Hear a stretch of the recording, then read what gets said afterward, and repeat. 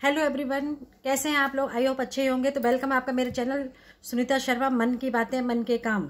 तो मन की बातें आज मैं सुबह सुबह मेरे पास एक कॉल आया और कॉल था मेरी सहेली की बेटी का। फ़ोन आया, बोले आंटी मम्मी से बात करो, मम्मी को समझाओ मुझे शादी करनी है और मुझे लव मैरिज ही करनी है। मैंने मम्मी को लड़के से मिलवा दिया है और लड़का ऐसा है, ये सब उसने मुझे बताया। पूरी बात बताने के वाली मम्मी बिल्कुल विरोध में है। मम्मी बिल्कुल मना कर चुकी हैं कि ये शादी वो नहीं करनी है, चूँकि वो लड़की के फादर नहीं है, तो माँ बेटी हैं और लड़की पे पूरी जिम्मेदारी है। लड़की अपनी माँ को भी बहुत प्यार करती है, लेकिन बस इसी जिद पड़ी है कि मैं मम्मी के बिना, मर्जी के बिना शादी नहीं करूँगी और मैं अगर मैं यहाँ नहीं करूँगी तो मैं कहीं पर भी नहीं करूँगी। तो बहुत बड़ी अजीब सी दुविधा है। और सारी बातें सुनने के बाद मैंने अपनी सहेली को फ़ोन लगाया और उससे बात की। बात करने के बाद मैंने अपनी सहेली से बोला कि भाई क्या दिक्कत है, क्या बात है, देख लो, अगर लड़का अच्छा है, सब कुछ अच्छा है, तुम कर सकती हो शादी। तो वो बोलने लगी कि नहीं, मैं इस शादी के बिल्कुल भी विरोध में हूँ, मैं ये शादी नहीं होने दूंगी और क्या कहते हैं, इंटरकास्ट है, मैं बिल्कुल भी फेवर में नहीं हूँ। तो मैंने कहा कास्ट क्या है, कास्ट से क्या है, तुम देख लो, अगर लड़का अच्छा है, तुम्हारी लड़की को खुश रख सकता है। तो बोली कि मैं लव मैरिज के बिल्कुल भी खिलाफ हूँ। सीधा बोला उसने, मैं लव मैरिज के खिलाफ हूँ, मैं लव मैरिज कर ही नहीं सकती, मैं अरेंज मैरिज के फेवर में हूँ। जहाँ घर वाले, जहाँ मेरे परिवार वाले लड़का देखेंगे वहीं शादी होगी और कहीं शादी मैं होने ही नहीं दूंगी। तो भाई मैंने उससे फिर डिटेल में बात करना शुरू किया। मैंने कहा तुम विरोध में क्यों हो? तो बहुत बात करने के बाद बड़ी जिद पकड़ कर बैठी है वो, और अभी तक तो नहीं समझा है उसने, ना शायद पता नहीं आगे समझ पाएगी कि नहीं। फिर मेरे मन में ख्याल आया कि भाई लव मैरिज या अरेंज मैरिज, ये बड़ा सवाल है।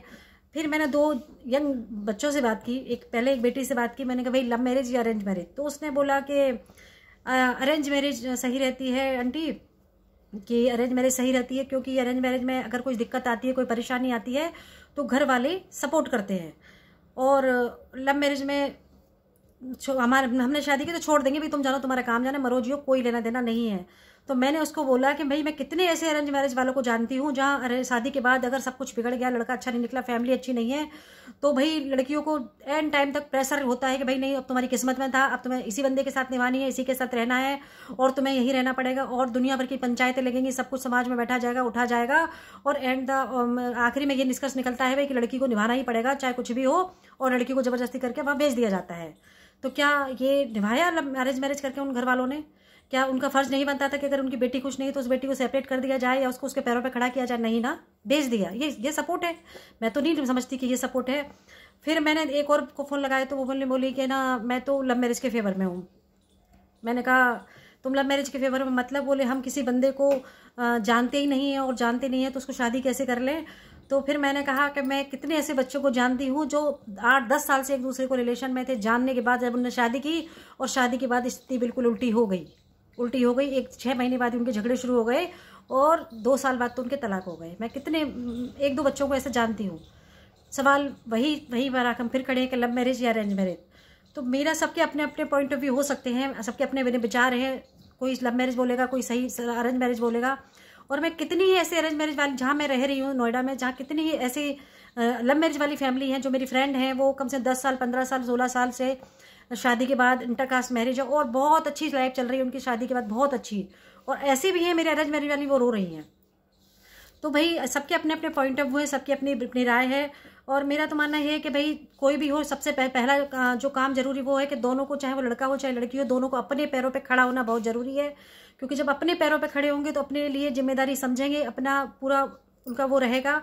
और दूसरा पॉइंट ऑफ व्यू हो कि चाहे लव मैरिज हो चाहे अरेंज मैरिज हो, अगर आपसी समझ अच्छी है, आपकी आपस में समझदारी है, रिश्ते निभाने की आप में कुव्वत है, तो आप कहीं से कैसा भी कोई भी मिल जाए, आप रिश्ता निभा के दिखाएंगे।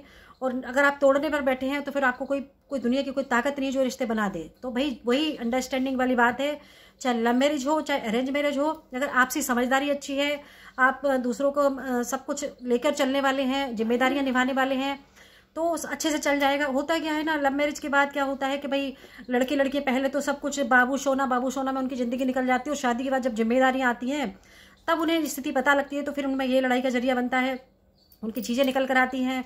और वही चीज़ अरेंज मैरिज में भी है। अरेंज मैरिज में एक दूसरे का नेचर जानते नहीं है, सालों साल एक दूसरे का नेचर समझ में लग जाते हैं, फिर जब स्थिति होती है तो भाई एक दूसरे को सुधारते रहो, इसी में जीवन निकल जाता है।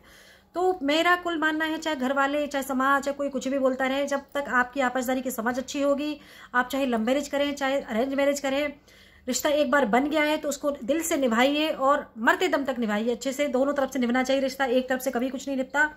तो जो भी हो भाई, लव मैरिज हो चाहे अरेंज मैरिज हो, अंडरस्टैंडिंग रखिए, एक दूसरे को ईगो हटाइए साइड में। सारी मतलब छोटे छोटे कलेश जो होते हैं जिंदगी को साइड में, प्यार के लिए यार जिंदगी कम पड़ती है, क्यों लोग झगड़ते हैं। तो प्यार से रहिए, मस्त रहिए, बिंदास रहिए। तो चाहे लव मैरिज करिए चाहे अरेंज मैरिज करिए, लेकिन समझदारी से रिश्ता निभाइए और बहुत प्यार से निभाइए। ये नहीं कि मैं मेरा तेरा, ये बिल्कुल नहीं करना चाहिए। तो भाई वीडियो कैसा लगा बिल्कुल ज़रूर बताइए और मेरे चैनल को प्लीज़ लाइक कीजिए, सब्सक्राइब कीजिए।